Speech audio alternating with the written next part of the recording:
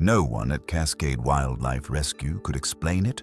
Why a 420-pound tiger who once roared loud enough to shake steel now lay silent, staring at a wall, refusing a single bite of food for 10 straight days. But on the 11th morning, when the staff finally accepted he was dying, they made a decision so unthinkable that it could have ended in blood. They placed a 4-week-old puppy inside his cage, and what happened next, no camera, no expert, no human was prepared for. The Cascade Wildlife Rescue Center always woke with sound. The soft hum of heaters, the chatter of keepers easing into their routines, the distant calls of birds circling above the pine trees. But that morning, the air hung unnaturally still, as if the entire facility had paused to listen for something that never came. Jake Turner felt the silence before he understood it. 20 years of working with big cats had trained his body to notice the things his mind tried to ignore. And today, as he walked past the row of reinforced enclosures toward Atlas's habitat, a heavy ache settled behind his ribs. He already feared what he would see before he reached the observation window. Atlas lay exactly where he had collapsed the night before, on the concrete ledge beside the artificial stream, his massive striped body motionless except for shallow, uneven breaths. Sunlight filtered through the high glass panels, glinting off fur that had lost its luster. His ribs, once hidden beneath healthy layers of muscle, pressed sharply against his skin. 10 days without food, 10 days without responding to the keepers who loved him. 10 days without a single spark of the life he had once carried so fiercely. Jake pressed a hand against the cool glass, the sight cutting deeper than he expected. "Buddy, come on," he whispered, though he knew Atlas couldn't hear him through the soundproof wall. "Don't do this." A soft footstep behind him broke the stillness. Dr. Lena Miller, the center's lead veterinarian, approached with a tablet clutched against her chest. Her normally brisk stride was slow, her eyes rimmed with exhaustion. "I've been monitoring him since 4, she said quietly. "His breathing's getting weaker." Jake didn't look away from Atlas. "Is it his organs? They're shutting down, aren't they?" Lena hesitated, then nodded once. "His liver enzymes spiked overnight. His kidneys are under severe stress. He's starting to metabolize his own muscle tissue. If he continues like this..." She exhaled shakily. "We're running out of time." Jake had known that answer was coming, but hearing it out loud hollowed him out. "He hasn't even lifted his head since yesterday." "He won't," Lena said. "He doesn't have the energy anymore, or the will." A tightness crawled up Jake's throat. He leaned closer to the glass, watching the faint rise and fall of Atlas's ribcage. 10 years. 10 years of building trust, of coaxing the traumatized tiger out of the shell he'd arrived in, frightened, angry, scarred from years in an illegal roadside zoo. 10 years of watching him heal, thrive, and finally find companionship with Luna. And 3 weeks ago, that companion, the tiger who had slept curled against him every night, was gone. Atlas hadn't eaten since the morning Luna died. Grief was something Jake had read about in animals. He'd seen loss trigger temporary withdrawal, days of low appetite, agitation, confusion. But what Atlas was doing wasn't temporary. It wasn't a dip. It was surrender. A soft electronic chime sounded from Lena's tablet. She glanced at it, then at him. "I need to run a few more tests. But Jake, realistically, he has maybe 48 hours left." Jake's chest tightened. 48 hours, he repeated, as if saying it aloud might change the number. The morning staff began their rounds behind them, cleaning equipment clattering, voices muffled through the hall, but every sound felt distant, irrelevant. The center always moved forward. But today, Jake felt stuck in a moment he didn't know how to stop. He watched Atlas for another minute, hoping for even a twitch of an ear, a flick of a tail, anything that suggested he hadn't given up. But the tiger stayed still. A voice crackled through the hallway intercom. "Jake, we need you in the nutrition bay when you can. We've prepped the morning trays." Jake swallowed hard. "He's not going to touch them," he said. But he went anyway, if only because doing nothing felt worse. In the nutrition bay, stainless steel counters gleamed under cold fluorescent lights. Trays of food sat lined up for the wolves, bears, lynx, and foxes. And one untouched tray labeled Atlas. A thick cut of venison, carefully portioned and supplemented with vitamins, sat beneath plastic wrap. Jake peeled the wrap back, the metallic scent of raw meat rising into the air. "He won't even look at it," Jake murmured. Wherever he walked that morning, he carried the same weight. Staff members approached him with gentle glances, whispered questions, hopeful expressions, everyone waiting for him to say Atlas had eaten, or stood up, or shown some sign of life. Jake kept shaking his head. Around 10, Lena caught up to him again. "I've been thinking," she said. "We could try sedation. Maybe ease his stress enough for assisted feeding." Jake shook his head before she finished. "He fought sedation last time. He nearly tore out his IV. He's running out of options." "He's already out of options," Jake said quietly. The silence between them stretched. Lena pressed her lips together, fighting tears. "I don't want to lose him." "Neither do I." They stood outside the enclosure again that afternoon, staring at Atlas as if staring hard enough might call him back. Somewhere deep inside, Jake felt a slow dread begin to settle. A dread he hadn't felt since the day Luna died in that operating room. He remembered Atlas's reaction that night, pacing around her still body, nudging at her face, then letting out a sound so raw Jake had never heard anything like it since.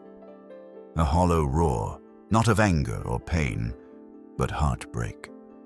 The memory hit him so hard he took a step back. Behind him, footsteps approached. It was Noah, the center's media manager. He tapped Jake's shoulder anxiously. "We have a problem," he said under his breath. "State Animal Welfare is sending inspectors earlier than planned. Maybe within days. If Atlas..." He lowered his voice. "If he doesn't make it, they're going to want to know why." Jake stared at the ground. "What do you want me to tell them? That he's dying of a broken heart?" "I want to tell them we did everything we could," Noah said. "So you need to tell me. Have we?" Jake didn't answer. A storm tightened overhead, casting long shadows across the yard. Rain tapped against the observation window, soft but relentless. The whole world felt like it was holding its breath. Jake leaned his forehead against the glass. "Atlas, come on," he whispered again. "Just one bite, one step, anything." But the tiger didn't move. It was in that fragile quiet that Jake realized something. He wasn't just grieving the possible loss of Atlas. He was grieving the helplessness of knowing he couldn't pull him back from the edge. He straightened, wiping a hand over his jaw. "I'm not giving up," he said out loud. To Lena, to Noah, to Atlas. Maybe even to himself. And as he turned to leave the enclosure one last time before lunch, his voice softened into the still air. "If you're still with us, you're part of a remarkable community here at Whispering Hearts, where real stories of extraordinary animal connections come to life. Every subscriber helps us share more heart-touching moments that reveal the power of compassion across species. Don't forget to hit subscribe, because the journey ahead is one you'll feel long after the story ends." Jake paused at the doorway, looking back at the unmoving figure on the concrete ledge. The rain tapped harder, echoing the quiet rhythm of a fading heartbeat. Tomorrow, he told himself. He would find a way tomorrow, even if he didn't yet know how. The rain had slowed by the next morning, though the clouds still sagged low over the Cascade Wildlife Rescue Center, pressing the world beneath a blanket of gray. Jake arrived before sunrise, hoping, though he didn't dare say it aloud, that Atlas might have shifted positions overnight, or lifted his head, or shown even the smallest flicker of fight. But when he stepped into the observation hall and saw Atlas lying exactly as he had yesterday, the hope inside him dimmed like someone lowering a lamp wick. Still breathing, Jake told himself. Still here. That was enough. For now. He stood there longer than he meant to, hands shoved in his jacket pockets, studying the tiger, the way someone studies an old photograph, looking for things they might have missed, the hollow beneath Atlas's eyes, the stiffness in his joints, the way his tail lay flat, lifeless, instead of curled the way it once did when he slept near Luna. It was impossible to look at Atlas without seeing her shadow. Jake's memory pulled him back, 3 weeks earlier, to a night that had carved itself into the walls of the center. Luna's surgery had lasted nearly 5 hours. The tumor in her lung was larger than anyone anticipated. Jake had stayed outside the operating suite, pacing the corridor until the soles of his boots ached. Lena emerged just after midnight, her mask pulled down, her eyes giving the answer before she said a word. "She didn't make it," she whispered, her voice breaking. Her heart gave out.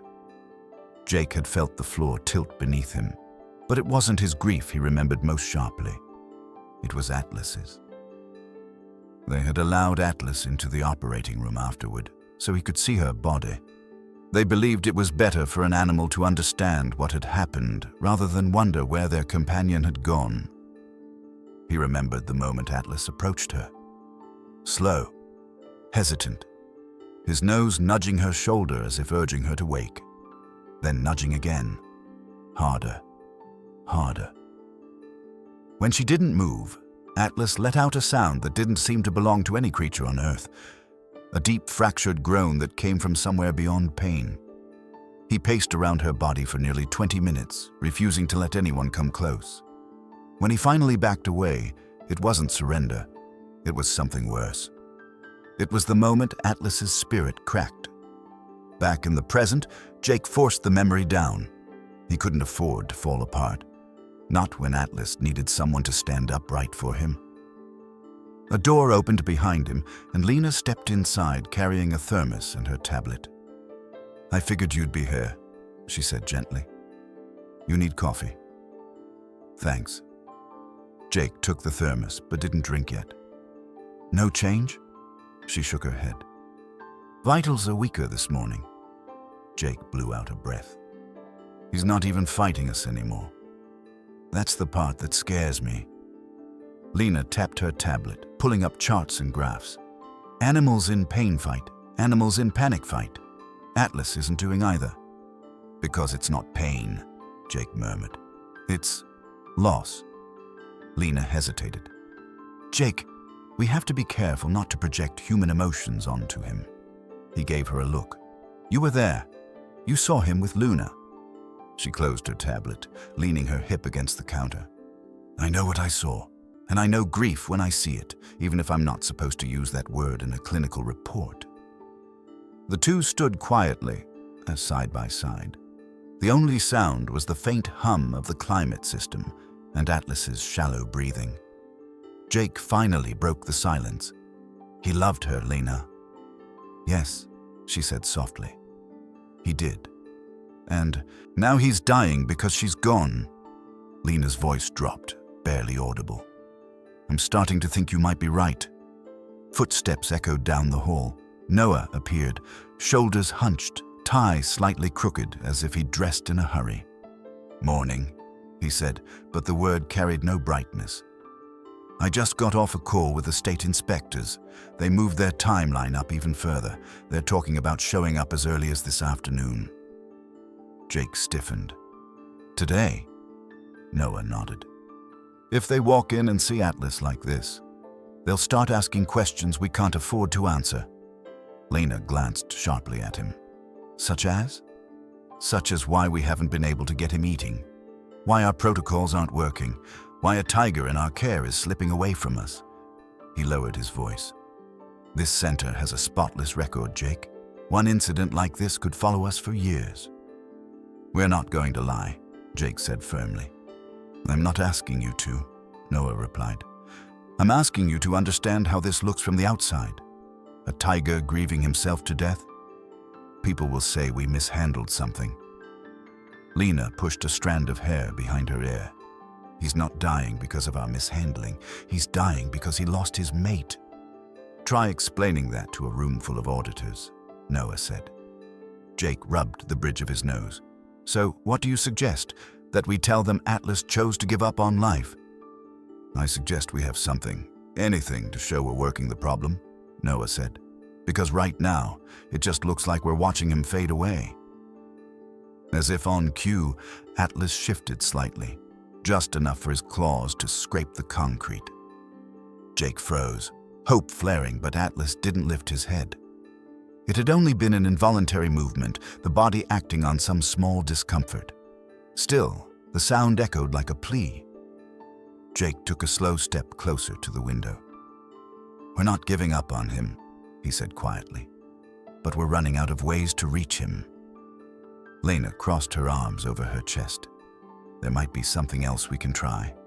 Something unconventional. Jake turned. What do you mean? I mean, she said carefully, we need to consider the possibility that nothing we do medically is going to snap him out of this. The problem isn't physical, it's emotional. Noah frowned. Are you suggesting therapy for a tiger?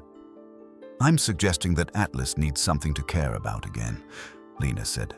Something that pulls him forward instead of trapping him in the memory of Luna. Jake absorbed that in silence. It was the first spark of direction he'd heard in days. But he also knew the truth. Atlas had no family left, no offspring, no companions. Nothing in this enclosure reminded him of hope, only of loss. A soft shout carried down the hall. Emma's voice. Jake, Dr. Miller, you need to come see this. The three exchanged a quick look before hurrying out of the observation room. Emma stood near the entrance of the medical wing, her hair still damp from the drizzle outside, cradling something in her arms. Something small and wrapped in a shivering blanket. What happened? Lena asked, stepping closer. I found him outside the staff parking lot, Emma said, in the bushes. He must have been dumped. He was crying and freezing. Jake looked down. A tiny dog, more like a wisp of fur than a creature, blinked back at him with cloudy blue eyes. The pup made a weak whimper as Emma shifted her grip. He's terrified, Emma murmured. And starving. Lena motioned her inside. Let's get him warm. As they moved toward the medical bay, Jake followed behind, watching the pup's frail body tremble against Emma's chest. His mind churned quietly, though he didn't yet know why. He only knew one thing. Atlas wasn't the only soul here who had been left behind. Jake stopped outside the exam room, leaning a shoulder against the wall as Emma settled the pup on a heating pad. Lena began her assessment, murmuring gently to the trembling animal. Noah stood back, watching with softened eyes, the tension in his shoulders easing just a little. Jake looked toward Atlas's enclosure down the hall, then back at the tiny creature struggling for warmth. A thought stirred in him, small, fragile, and impossible. But he didn't let it surface. Not yet. He would wait. He would watch. He would see where this led. Because something told him the story had just shifted, even if he didn't know how. By mid-morning, the sky had begun to clear, leaving behind the kind of soft mist that clung to the pine needles around the Cascade Wildlife Rescue Center. Jake walked back toward Atlas's enclosure with the steady, heavy steps of a man carrying a question he wasn't ready to ask out loud. The tiny puppy, still nameless, was sleeping now, wrapped tightly in a warmed blanket in the medical bay. Emma sat beside him, head bowed, whispering gentle reassurances every few minutes. Jake had stood in the doorway longer than he intended, watching Emma stroke the pup's fragile head while Lena charted vitals. It was a small scene, but it stuck with him as he made his way down the long corridor. Because the truth he didn't want to admit was this. Something about that pup had tugged loose a thread inside him. something he couldn't quite name. When Jake returned to Atlas, the tiger hadn't moved, not even a twitch. He pressed his palm to the glass again, as if trying to will warmth through the barrier. "Hang in there," he whispered. "Please." A soft clatter sounded from behind him, and Lena approached with a small rolling cart. On it lay a tray of devices: sedation tools, IV fluids, a portable scanner, and a thick binder labeled Emergency Protocols. Her presence alone told Jake things had shifted, again in the wrong direction. "We need to try assisted feeding one more time," Lena said, her voice steady but thin. "If we don't push nutrients soon, his organs won't recover." "He fought the tube last time," Jake reminded her quietly. "You saw the panic it caused." "I know." She looked at the binder, then back at him. "But he's slipping, Jake, faster than I expected." Jake rubbed a hand over his jaw. "What are the numbers?" Her silence was the answer. She opened the binder to a chart with color-coded thresholds. Nearly every marker on Atlas's latest blood work had crossed into the red. She didn't need to explain what that meant. The body was beginning its quiet shutdown. Jake leaned over the rail, staring down at Atlas as if searching for a sign from the tiger himself. "I don't want him sedated again," he said softly. "He's too weak." "Then what?" Lena asked. "You tell me, because medically we're running out of ground." He didn't respond. Not because he didn't have thoughts, but because he had one thought too many. The same impossible thought that had flickered inside him since seeing that trembling puppy in Emma's arms. A voice echoed down the hall before he could answer. "Oh, good. Both of you are here," Noah said as he approached, breath short as if he'd hurried. He held a clipboard filled with printouts. "I just got the updated schedule from the state inspectors." Jake straightened. "Already? You said maybe this afternoon." "I said maybe," Noah replied grimly. "Turns out it's a definitely. They'll be here in an hour, 1 hour." Lena closed her eyes briefly. "Damn. They want to see all critical care animals first," Noah continued. "They're going to walk in here and see Atlas, and we have nothing to show them except a dying tiger." Jake bristled. "We're not hiding anything." "I'm not suggesting we do," Noah snapped back, then softened. "I'm saying they're under pressure from the state to crack down on facilities that mismanage resources and animal welfare.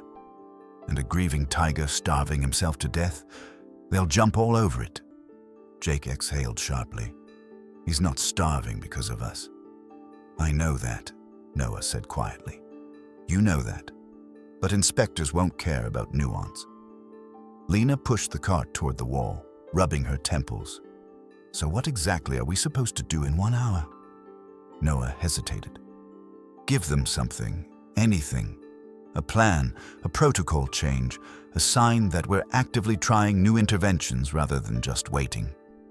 Jake felt irritation rising like heat in his chest. "We are trying. And it's not working," Noah said gently. The truth stung because it landed squarely on the open wound. Jake looked back at Atlas, lying still as stone. Even the faint rise of his chest had slowed. 10 days. 10 days without eating. 10 days without acknowledging the world around him. 10 days without Luna. It wasn't just grief. It was resignation. A soft set of footsteps approached.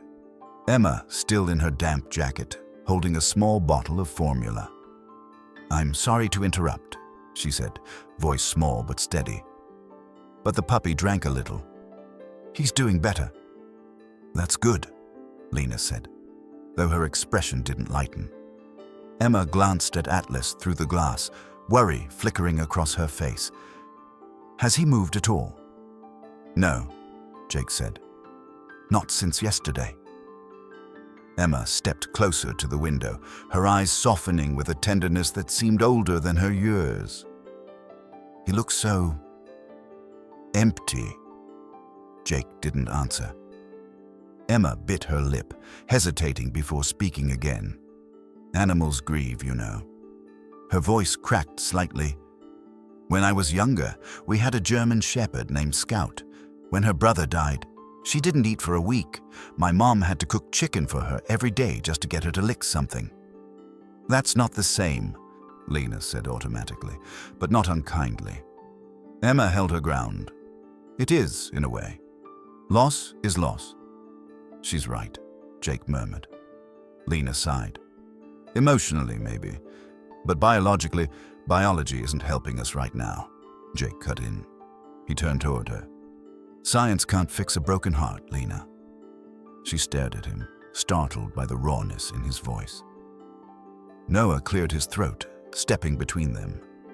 We need to give the inspectors evidence that we have an actionable plan. If we fail this audit, the center could lose funding. Or worse. Emma shifted the bottle in her hands, eyes distant, thinking. What if Atlas doesn't need food first? What if he needs something else? Something to care about? Jake's heart skipped. The idea again, the one he tried to silence. Lena frowned. Care about what?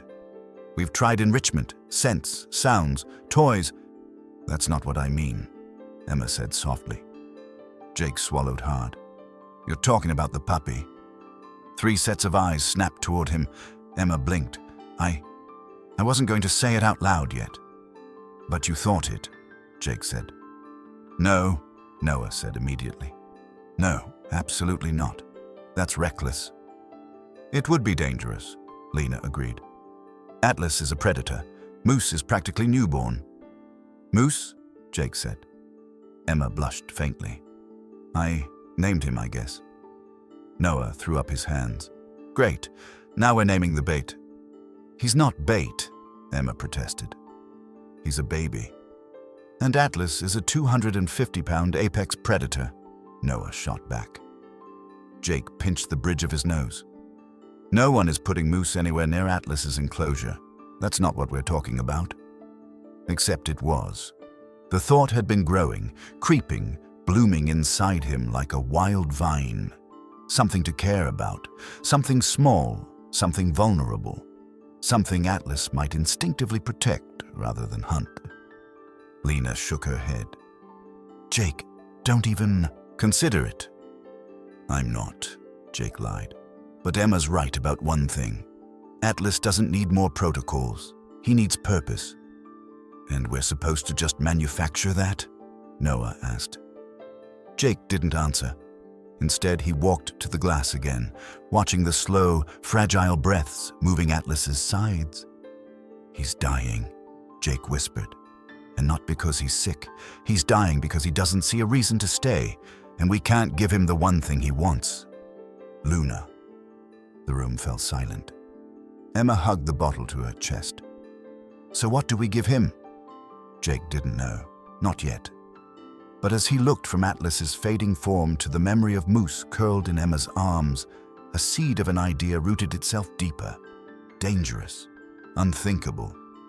But maybe the only thing left.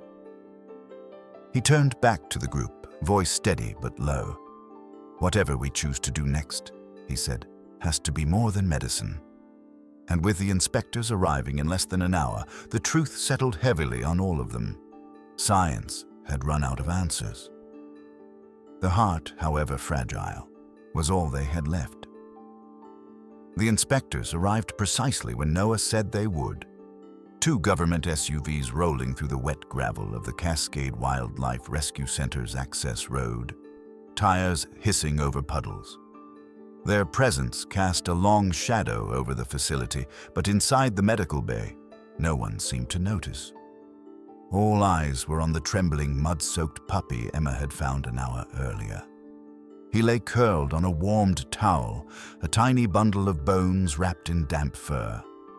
Every few seconds, his little body quivered, whether from cold, fear, or hunger, no one yet knew. His breaths came shallow and uneasy, the kind of sound that tugged at a person's instincts the same way a newborn crying does. Lena bent over him with a stethoscope, her brow furrowed. Heart rate's irregular, she murmured. He's young, maybe 5 weeks old. Definitely malnourished. She lifted an ear gently. Probably hasn't had consistent care since birth. Jake stood at the doorway, arms folded tight across his chest, unable to stop watching. There was something about the pup, fragile, abandoned, desperately trying to cling to warmth, that hit too close to home. Something about him made it impossible not to think of Atlas lying alone in his enclosure, a creature equally lost. Emma paced anxiously beside the counter. I found him shivering under a pine bush near the parking lot. Someone must have dumped him there. Who does that? Her voice cracked. He was crying so hard. People can be cruel, Noah muttered, leaning against the wall with crossed arms. That's not news. Jake stepped closer to the table. Does he have a chance, Lena? The veterinarian nodded slowly. Yes. With fluids, warmth, and formula feedings every couple of hours, he'll recover. She paused. But he'll need constant attention for the next few days. Emma brightened, brushing the puppy's head with the back of her finger. I can stay late this week. I can help. Noah sighed. As if we don't have enough to deal with. Jake shot him a look. He's here now. He needs us. That's all that matters. The puppy whimpered again, shifting weakly. Emma instinctively scooped him closer to her chest.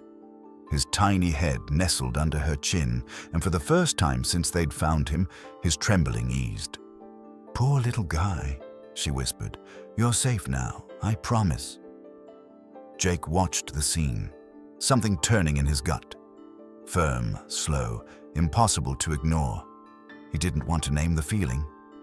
Not yet. A sharp knock rattled the bay door and Noah stiffened. That'll be the inspectors, he muttered. Great timing, right? A dying tiger and a half-frozen puppy. They're going to think we're running a hospital, not a wildlife center. Lena straightened. We'll show them exactly what we're doing. We have nothing to hide. Outside in the corridor, voices echoed. Clipped tones, professional, all business. Noah stepped out to intercept them, smoothing his shirt as he went. Jake faintly heard him begin the rehearsed greeting, Welcome to Cascade Wildlife Rescue. Emma looked up from the puppy. Do you think they'll ask about Atlas? They'll have to, Jake said. He's critical care. And what will we tell them? Emma asked. That he's dying because his heart broke? Jake didn't answer. He didn't have to. Emma's eyes softened with understanding. He loved her, she said quietly. Luna. Jake swallowed hard. He did. Emma's gaze drifted between the puppy and the direction of Atlas's enclosure. Maybe that's why he can't eat. Maybe he thinks there's no point without her. Lena gave a tired nod. That's the clinical truth none of us are allowed to say out loud. Jake leaned against the counter, rubbing his jaw. I keep thinking, what pulls someone back when they've lost everything? Food? Medicine? Isolation? No. His voice lowered. Purpose. People survive grief because something reminds them they still matter. They still have a role. Lena met his eyes. Atlas doesn't have anyone left. And that, Jake said grimly, is the problem. The wind outside picked up, rattling the windows. The puppy whimpered at the noise, burrowing deeper into Emma's jacket. She rocked him instinctively, whispering soft comforts. Maybe, Emma said slowly. Maybe Atlas doesn't need food or medicine first. Maybe he needs someone, something, a new bond. Jake froze. The thought he'd been wrestling with all morning, the thought he'd pushed down, refused to entertain, rose again, this time clear enough to feel dangerous. No, Lena said immediately, reading the look on his face. Jake, absolutely not. Whatever you're thinking, stop. I haven't said anything, Jake replied. You don't need to. Lena crossed her arms. You're thinking about the puppy. Emma blinked. What? Wait, What are you talking about?" Jake didn't speak. He simply looked at Moose. Yes, Moose now, because Emma had named him without even realizing she'd claimed him, and then toward Atlas's enclosure. A small creature needing protection, a grieving predator with nothing left to protect. The idea wasn't just impossible, it was insane, but it wouldn't leave him. "No," Noah said sharply from the doorway, returning just in time to hear the tail end of the conversation. "Please tell me none of you are considering putting a helpless puppy anywhere near a half-starved tiger." Emma's eyes widened. "I wasn't." Jake cleared his throat. "It was just a thought exercise." "It better stay a thought," Noah fired back. "If an inspector even heard you think something like that, we'd be shut down before lunch." Lena nodded firmly. "Atlas is unstable. He's in end-stage depression. Predatory instincts might override everything." "But what if they don't?" Emma asked timidly. Everyone stared at her. She shrank a little but held her ground. What if he's too weak to lash out?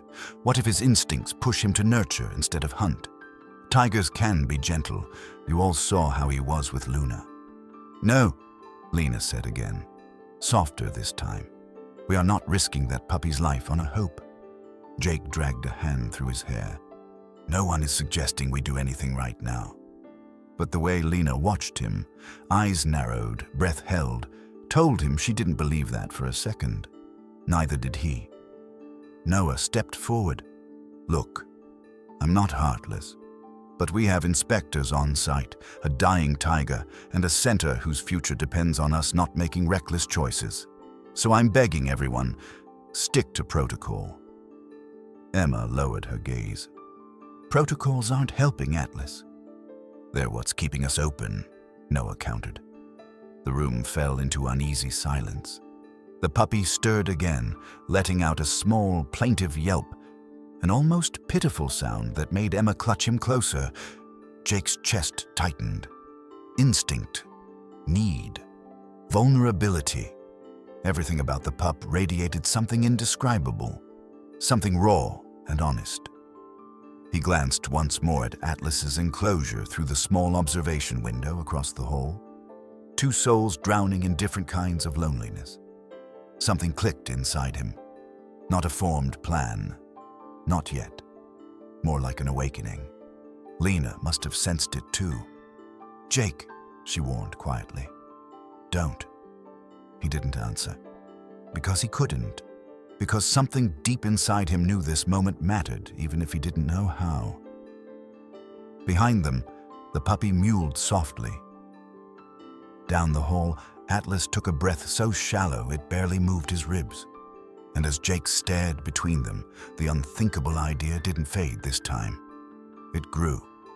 By the time the inspectors completed their walkthrough and left the center, the already gray afternoon had deepened into a dense, heavy twilight.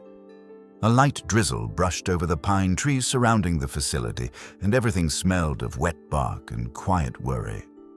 Jake watched the tail lights of the state vehicles disappear down the access road before he finally let out the breath he'd been holding for the past hour. "They didn't shut us down," Noah said behind him, though his voice carried no relief. "But they're coming back in a week, and they want to see progress with Atlas." Progress. How do you show progress on a tiger who has given up on living? Jake rubbed the bridge of his nose. "They're not wrong. We have 7 days." 7 days, Noah echoed, shaking his head. "We can barely keep him alive 7 hours." Lena stepped out from the shadows of the entryway, the puppy, Moose, nestled in the crook of her arm. His tiny chest rose and fell rapidly, but at least he was sleeping. "I gave him fluids," she said softly.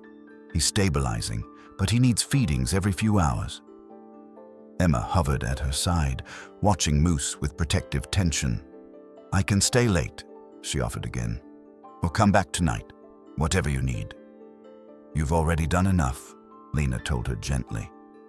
"But yes, I may take you up on that." Emma nodded, brushing Moose's fur with her fingertips. The four of them stood together in silence for a moment, each carrying the weight of Atlas in their own way. The drizzle deepened into a steady rain, pattering against the roof like a countdown. It was Lena who finally broke the quiet. "We need to talk," she said, her tone leaving no room for avoidance. "All of us."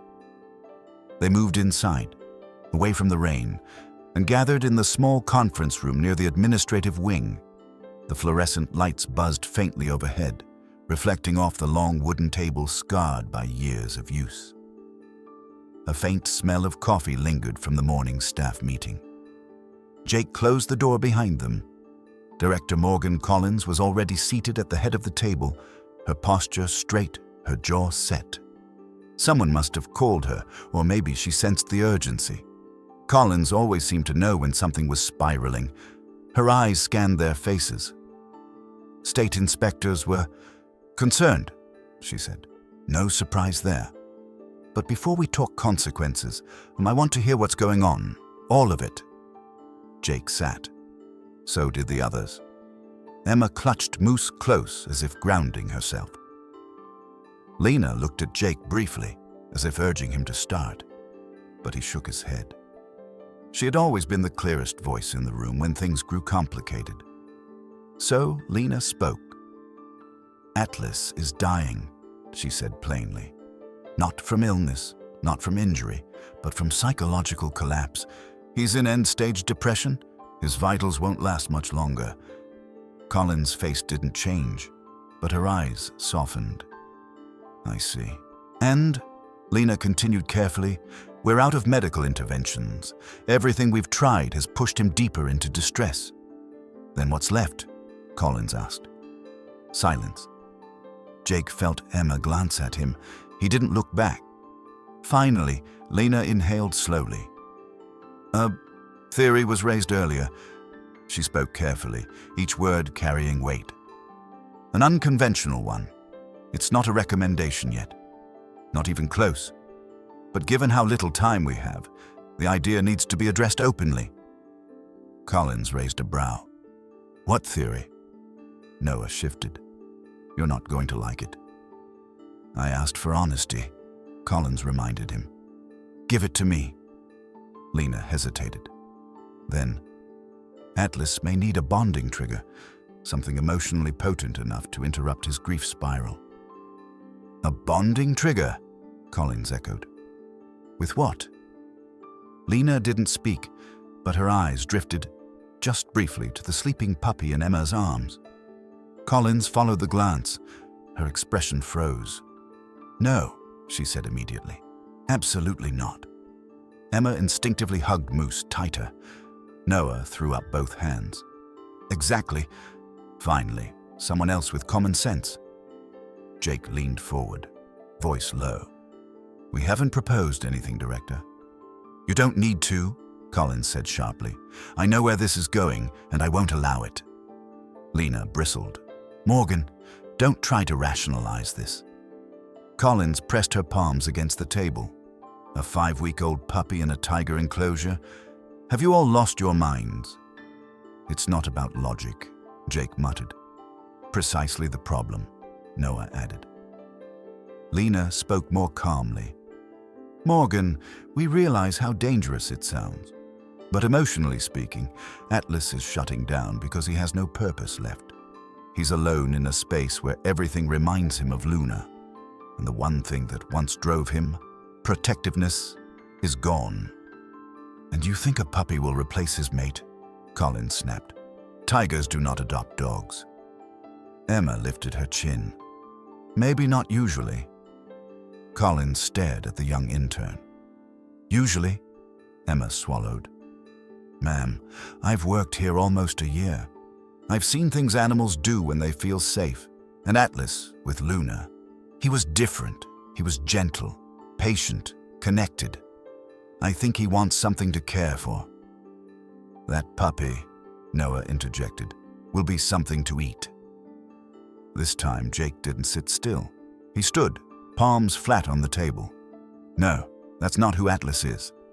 Collins met his gaze. "Jake, you know as well as I do, grief or not, instinct is instinct." "Yes," Jake said, "but so is love." Another silence fell. Thick, uncomfortable, charged. Moose whimpered in Emma's arms, as if sensing the tension. Lena spoke softly. "Morgan, this isn't about replacing Luna. It's about reminding Atlas that he still has a role, a reason to live. And what if his reason to live lasts 5 seconds before becoming a snack?" Collins replied coldly. Jake stepped away from the table, pacing. He knew the odds. He knew the risk, but he also knew Atlas. Not the animal the regulations described, but the soul he had built trust with for nearly a decade. "Director," he said at last, "if Atlas keeps going like this, he'll be dead by morning. We all know it." Collins closed her eyes briefly. The truth of it cut through every objection she had. Jake continued quietly. "We've tried everything within protocol, everything reasonable, everything safe." He paused. "Reasonable and safe aren't working." Emma spoke timidly. "We don't have to just put him in there. We could use a carrier, a chute, multiple layers of protection, and everyone ready with tranquilizers." Noah groaned. "Oh, great. Now the intern is planning the operation." But Lena was listening, and Collins wasn't dismissing it outright this time. Jake leaned in. "No one wants to risk Moose. We're not reckless, but we're losing Atlas. And if we do nothing tonight, there won't be a decision left to make tomorrow." Lena looked down at Moose, then up at Collins. "We control every variable. The timing, the distance, the exit point. We observe his reaction second by second." "And if he lunges?" Collins asked. "We intervene immediately," Jake said. "I'll take full responsibility." "No," Collins said automatically. "That's not how liability works." "I'm not talking about liability," Jake replied softly. "I'm talking about Atlas." Collins stared at him for a long, heavy moment. Then she exhaled and sank back into her chair. "Let me be clear," she said. "I think this is one of the most dangerous, most questionable ideas I've ever heard." Her voice softened. "But I also know you're right about one thing. Atlas won't survive the night." Emma whispered, "Then we help him." Another long pause. Finally, Collins nodded once. "We do it at dawn." 3 words. Fragile, fearful, permission. The room exhaled together, relief and dread in equal measure. Jake closed his eyes briefly. Not victory, not certainty, but a chance. The only one Atlas had left. Outside, thunder rumbled through the mountains.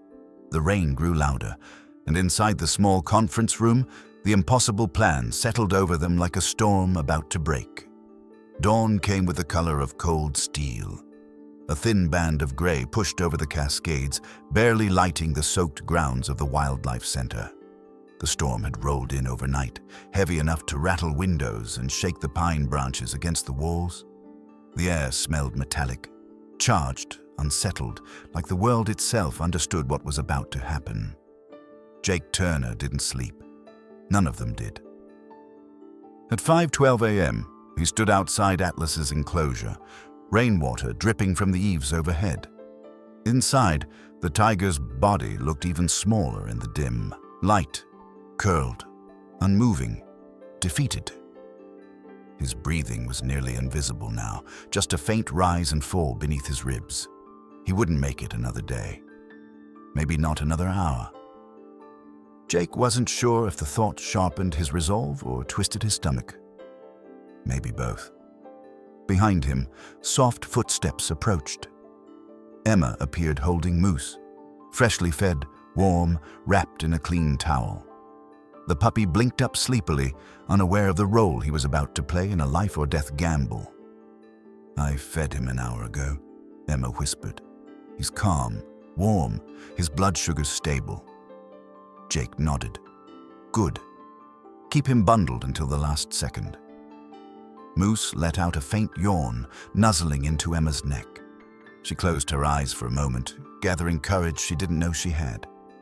Dr. Lena Miller entered next, carrying the sedation kit. Her face looked drawn, her eyes red from a night without rest. She wasn't a woman easily shaken, but today her hands trembled. Behind her came Noah, pale, tense, sporting the expression of a man who wanted to run, but wouldn't.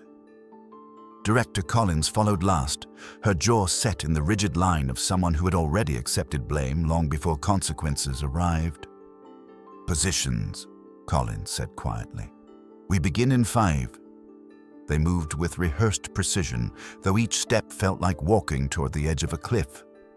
Lena checked the tranquilizer rifles. 3 of them, each loaded with a dose strong enough to drop Atlas in under 10 seconds. Noah confirmed the camera system, though the storm made the screens flicker every few seconds. Jake approached the feeding chute, the narrow steel tunnel connecting the hallway to the enclosure. It had been built for delivering enrichment items and food, never for anything living. Not until today. Lena joined him. "If Atlas shows even the slightest sign of aggression," she said softly, "we pull Moose out immediately. No hesitation." Jake nodded. Agreed. Emma stepped forward, lifting the towel-wrapped pup. He trusts me, Jake," she whispered. "Should I place him in the carrier?" "No," Jake said gently. "You've done enough. I'll do it." Her face crumpled with relief and guilt mixed together. She kissed the top of Moose's head before handing him to Jake. The puppy's warmth spread through Jake's hands like a heartbeat. Tiny, fragile, insistent. Moose looked up at him, blinking slowly, then nestled closer, trusting without question. It nearly broke Jake in half. The carrier sat open beside the chute. He laid Moose inside on a soft towel, gently closing the grated door. Moose gave a small whine, confused, but not afraid. Lena touched Jake's arm. "Once he's in, everything moves fast. No hesitating." "Understood." Through the reinforced glass ahead, Atlas remained perfectly still. "Let's begin," Collins said. Jake lifted the carrier and slid it into the chute. The tunnel hummed softly as the mechanical conveyor engaged, drawing the small crate toward the inner gate. Everyone held their breath. The storm moaned through the gutters overhead. One of the cameras flickered again, static buzzing, but Noah tapped the monitor until the image steadied. "Come on, please hold," he whispered to the equipment, as if the electronics cared. Inside the enclosure, the exit flap of the chute opened with a soft metallic hiss, and the carrier slid onto the concrete floor, 3 feet from Atlas. "Opening mechanism in 5, Noah said quietly. Jake's stomach tightened. 4. Moose shifted inside the crate. 3. Atlas didn't move.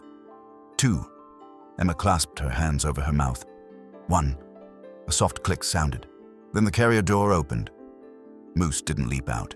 He simply stood there for a moment, sniffing, wobbling slightly as if unsure what world he'd entered. Then, with the innocence only a young creature could possess, he stepped forward onto the cold concrete. The puppy gave a tiny, squeaking bark, and that small, trembling sound pierced the silence like a blade. Atlas's ear twitched. Jake went rigid. "Hold fire," Lena whispered, raising her palm. Another squeak. Moose attempted a clumsy step, slipping slightly, letting out a soft yelp. Atlas's head lifted. The room behind the glass froze. For the first time in nearly 11 days, the tiger's eyes opened, dulled, sunken, but unmistakably alive. He saw Moose. A ripple moved through his body, weak but real, as he struggled to shift his weight. With agonizing slowness, Atlas pushed himself up, his front paws trembling beneath the effort. Moose wagged his tail. "No sudden noises," Collins murmured. Noah tightened his grip on the tranquilizer rifle. "He's getting up." Jake leaned so close to the glass, his breath fogged it. "Come on, Atlas. Come on." Atlas took a step. Wobbly, cautious, unsteady, but a step nonetheless. His eyes locked on the puppy, not with hunger, but with something weary and searching, something ancient and instinctive. Moose shuffled closer. "No," Lena whispered urgently. "Stay still, baby. Stay still. Moose barked again. Atlas froze. Lena's finger hovered near the tranquilizer trigger. Jake pressed his palms to the glass. Please don't let this be a mistake. Moose tripped over his oversized paws and fell sideways with a tiny yelp. Something in Atlas changed. His ears perked, his massive head tilted. A faint chuff, soft, questioning, escaped his throat. Then, slowly, impossibly, the tiger stepped closer, lowered his head, and touched his nose to the puppy's back. Moose responded the only way he knew how. He turned and licked Atlas's chin. Jake's breath hitched. Emma burst into tears. Lena dropped her hand from the trigger. Noah exhaled, whispering, "Holy hell." And Atlas, broken, grieving, starving Atlas, made a sound none of them had dared hope to hear again. A low, deep rumbling purr. He curled his massive body around the Tartar puppy, not trapping him, but sheltering him. Moose wriggled into the space without hesitation, letting out a tiny sigh of contentment. Jake pressed a hand to his mouth, overwhelmed. Collins whispered, "My God, he chose him." In the enclosure, Atlas rested his great head gently over the small dog's body, protective, deliberate, alive. For the first time since Luna died, Atlas closed his eyes. Not in surrender, but in peace. And everyone in the observation room understood. The gamble wasn't madness. It was exactly what Atlas had been waiting for. For a moment after Atlas curled his great body around Moose, no one in the observation room spoke. It wasn't silence born of shock. It was reverence. Awe. Fear melting into something far more fragile and rare. Jake Turner felt the weight in his chest shift for the first time in nearly 2 weeks. Not lifting, just shifting, as if his heart was relearning how to expand. Atlas was alive, not just breathing, living. Moose's tiny body rose and fell against the tiger's ribs, and every small movement seemed to draw Atlas deeper into wakefulness. He nuzzled the puppy when it squirmed, shifted slightly to give Moose warmth. And when Moose let out a satisfied little squeak, Atlas made a low, rolling chuff that vibrated through the glass. "He's caring for him," Emma whispered, tears still streaking her cheeks. "Like a cub." "Not like," Lena murmured. "Exactly like." But the miracle unfolding before them did not erase the danger. It only delayed it. Outside the center, the storm that had lingered overnight tightened again. Wind snapping branches, rain slashing sideways. The power flickered once, and every person in the room tensed, fearing the cameras might go down. They needed calm, stability, proof, and instead, chaos was building. Noah, staring at the monitors, finally let out a breath. This footage alone could pay our legal fees for a decade," he said. "A tiger adopting a puppy. This is beyond extraordinary." Jake shot him a warning look. "Don't even start thinking about publicity." "I'm not," Noah said defensively. "I'm thinking about survival. This place is one inspection away from losing funding. A story like this could flip everything." "We're not exploiting them," Jake's voice sharpened. "Not now, not ever." "Jake's right," Collins said quietly. "We document this for scientific and behavioral records only, and until we know how stable the interaction is, no footage leaves this building." For a brief spell, everyone agreed, but the world has a way of slipping through cracks.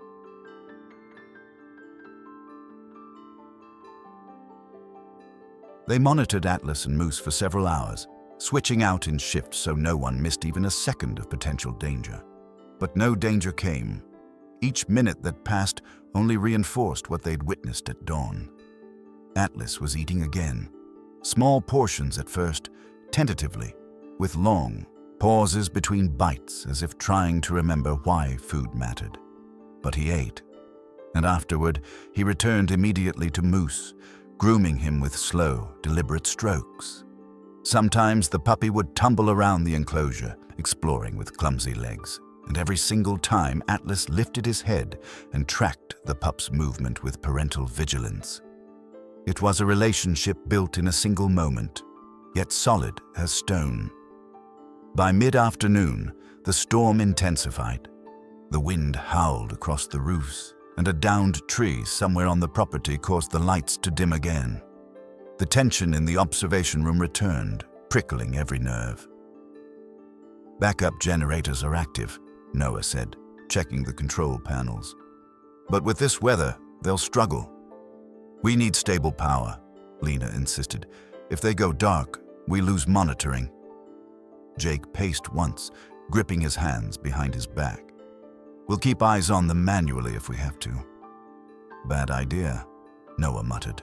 "You step into visual range without cameras, and inspectors will assume reckless handling." Lena shot him a glare. "We're past worrying about optics. If we lose sight of Atlas and Moose could die." But the problem they weren't speaking about yet, though all of them felt it, wasn't internal. It was external, and it struck sooner than anyone expected.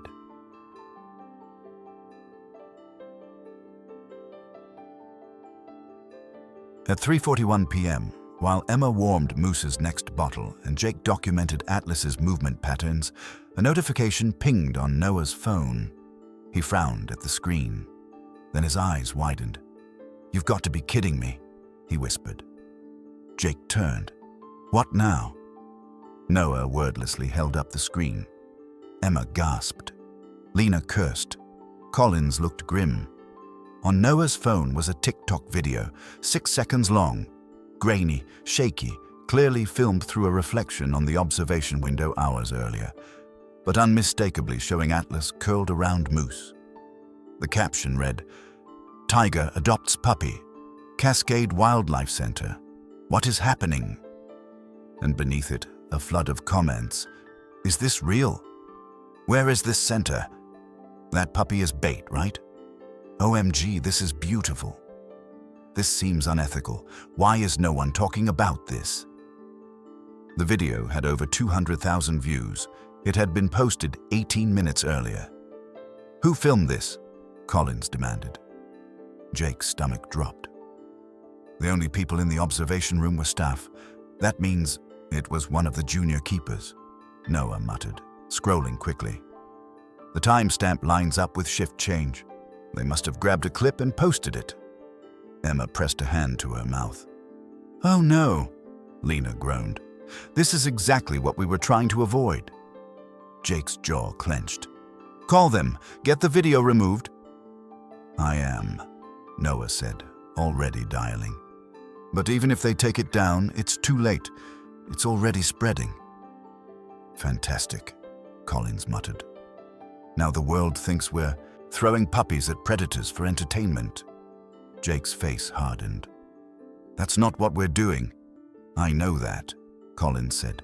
"You know that.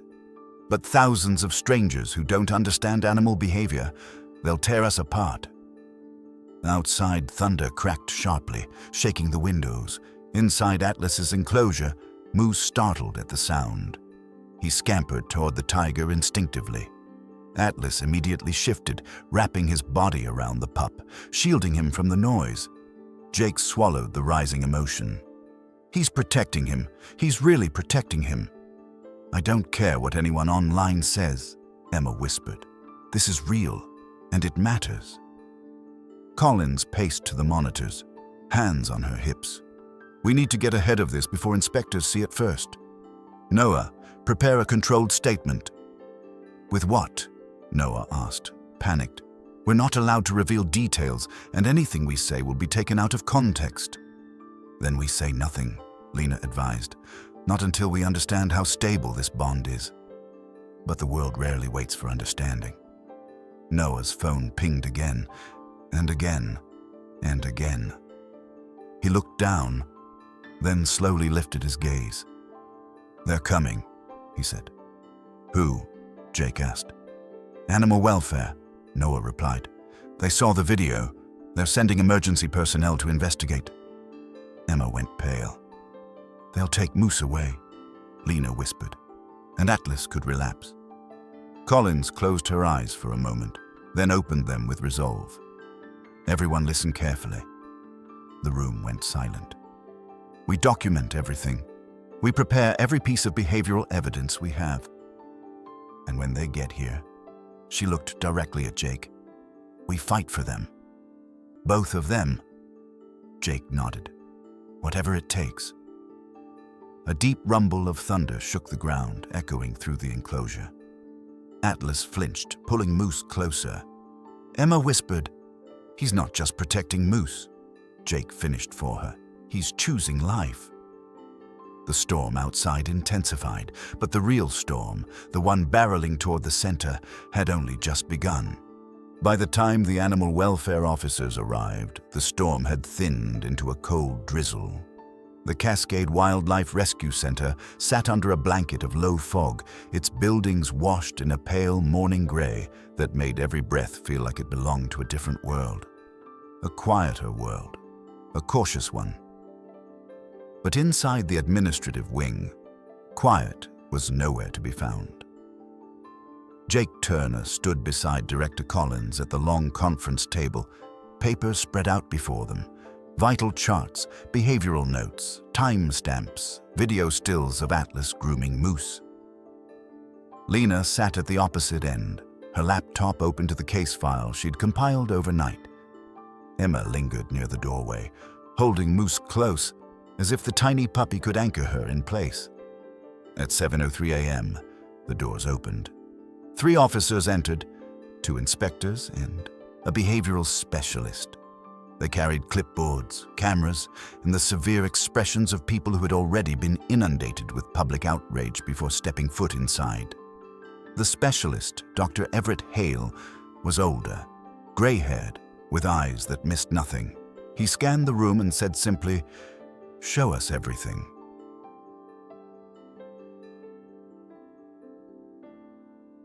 They started with the facts. Lena presented Atlas's medical decline, blood work, behavior logs, video footage of his last attempt to eat before Luna died. She described the spiral, the withdrawal, the refusal of food, the slow collapse of bodily systems. He was dying, she concluded softly. Not from illness, not from physical injury, from grief. Inspector Vaughn lifted an eyebrow. "You're suggesting psychological shutdown." "I'm stating it plainly," Lena said. "His mate of 10 years died. He gave up." Jake added quietly, "He wasn't just mourning. He was choosing to follow her." The officers exchanged glances. They had heard of grief in elephants, in whales, even in dogs, but a tiger grieving himself to death? That was harder for some to accept and impossible for others to ignore. Next, Collins stepped forward. "Everything that happened next," she said, "stemmed from this simple truth. Atlas would not have survived another 24 hours. Inspector Lane, younger and visibly skeptical, flipped a page.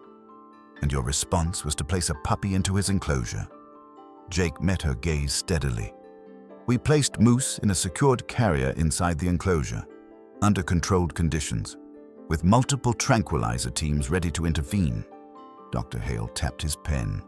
"An ethically questionable choice." "Yes," Collins answered before anyone else could. "And an act of desperation, but not recklessness. Every precaution was taken, and the alternative was allowing Atlas to die." The room fell still. Emma, timid until now, tightened her hold on Moose. "He didn't want to die," she whispered. "He just didn't remember how to live." The officers turned toward her. Moose reminded him. They reviewed the footage next. On the large monitor, the moment replayed, Moose stepping out of the carrier, his tail wagging uncertainly. Atlas lifting his head for the first time in days. The slow, monumental decision of the tiger stepping toward the small creature instead of turning away from the world again. Then the moment that had taken the breath from every person in that room, Atlas lowering his head, Moose touching his nose, and the tiger purring, curling protectively around a life smaller than one of his paws. The footage ended. Silence held for a long time. Dr. Hale leaned forward. Rewind that last part. Noah complied. Hale watched in complete stillness, observing posture, ear movement, tension patterns, the micro-signals of predatory or parental instinct. When the clip ended, again, he sat back. Something softened in his eyes. "That," he said, "is not a hunting posture." Inspector Vaughn exhaled as if relieved someone had said it aloud. Inspector Lane, however, wasn't convinced. "But how do you know this behavior will remain stable? Tigers are unpredictable." "They're animals," Lena corrected. "Not bombs. Patterns exist, attachment exists." Jake added, "And behavior can be measured." He handed Dr. Hale a thick folder, pages of observations, timestamps, behavioral responses. Atlas nudging Moose from the cold floor to the warm bedding. Atlas positioning himself between Moose and the thunderstorm. Atlas waking Moose gently for feedings through the chute, then curling around him afterward. "Atlas isn't acting on impulse," Jake said. "He's caring for him." Emma whispered, "He's choosing him." The room held its breath as Dr. Hale flipped through the pages. Finally, he closed the file deliberately, placed his hands on the table, and spoke with the calm authority of someone who had spent a lifetime watching animals teach humans what compassion really looked like. "This is a bond," he said. "A genuine, deeply rooted bond. Rare, but not unnatural. It is not a danger today. It is therapy, attachment, purpose." Inspector Lane frowned, "But long-term placement must be monitored," Hale finished.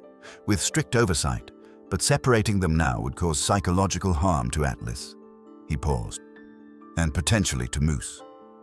Jake breathed out slowly, hope stirring for the first time since Luna died. Collins asked quietly, "So what is your recommendation?" Hale exchanged looks with the other officers. Then, "Allow them to remain together." Emma let out a small, choked cry, burying her face in Moose's fur. Jake's knees nearly gave out from relief. "Under conditions," Hale continued.